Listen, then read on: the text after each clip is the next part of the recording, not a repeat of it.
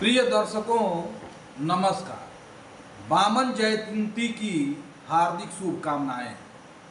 भाद्रपद मास के शुक्ल पक्ष की द्वादशी वामन जयंती के रूप में मनाई जाती है। श्रीमद् भागवत के अनुसार भाद्रपद मास के शुक्ल पक्ष के द्वादशी को श्रवण नक्षत्र में अभिजीत मुहूर्त में भगवान वामन का प्राकट्य हुआ था। भगवान विष्णु राजा बलि के अत्याचारों से मुक्ति दिलाने के लिए वामन रूप में अवतार लिए थे। इस वर्ष वामन जयंती 26 सितंबर 2023 को पड़ रही है। वैष्णव भक्त इस दिन उपवास रहते हैं।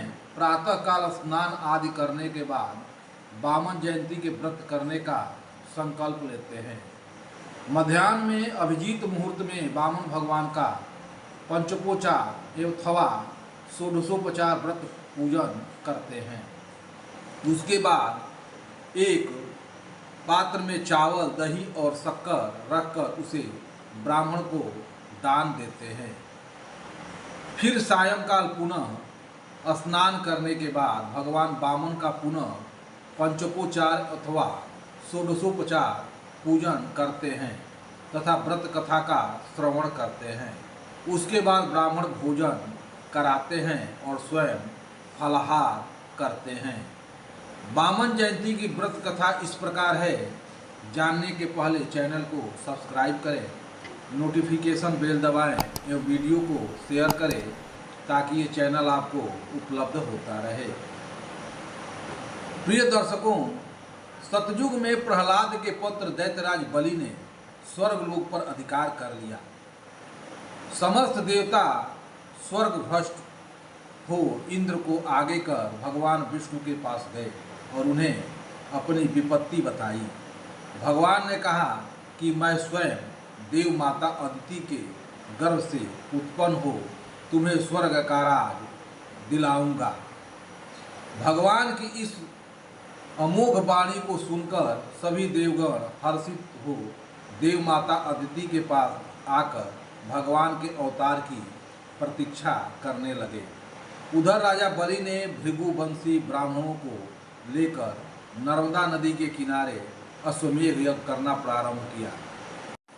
भगवान का अवतार का समय जान सभी नक्षत्र ग्रह नक्षत्र अपनी शुभ स्थिति में आ गए।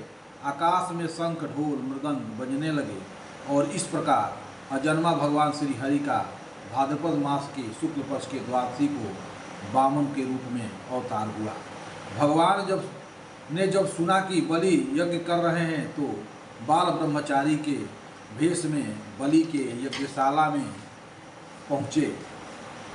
उनके तेजोमय स्वरूप को देखकर बलि ने अर्घपाद आसन आदि देकर उनका षोडशोपचार पूजन किया तथा चरणोदक ग्रहण किया। उसके बाद उनकी वंदना कर बलि बोले, हे ब्राह्मण कुमार, आप गौ, स्वर्ण, भूमि, रथ, अश्व, गज आदि जो कुछ भी चाहे मांग ले। वामन भगवान ने कहा कि हे दैत्येंद्र, आप प्रहलाद वंश के हैं और मुहमांगी वस्त्र देने वालों में श्रेष्ठ है, इसलिए मैं आपसे थोड़ी सी पृथ्वी केवल अपने पैरों से 3 डग मांगता हूँ। मैं आपसे इससे अधिक नहीं चाहता क्योंकि आवश्यकता से अधिक प्रतिग्रह पाप है।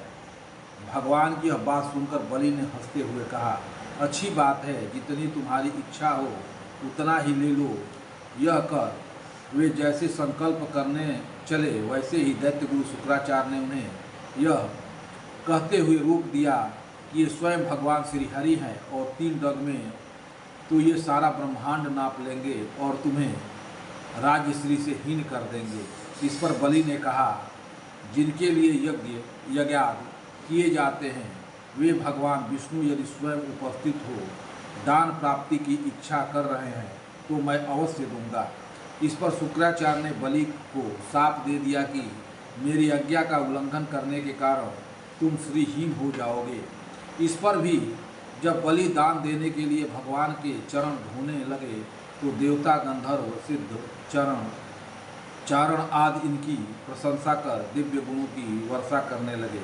इसके बाद वामन भगवान ने अपने एक पग से पृथ्वी तथा दूसरे पग के ऊपर सभी लोगों को नाप लिया तथा तीसरे पग के लिए बलि ने सिर पर अपने चरण कमल रख उसे सूतल लोक का स्वामी बना दिया। यही नहीं, अपने सुदर्शन चक्र को उसकी रक्षा के लिए नियुक्त कर दिया। राजा बलि ने सदैव दर्शन देने का वरदान भी भगवान विष्णु से प्राप्त कर लिया। इस प्रकार वामन भगवान की वामन जयंती की व्रत कथा संपन्न होता है।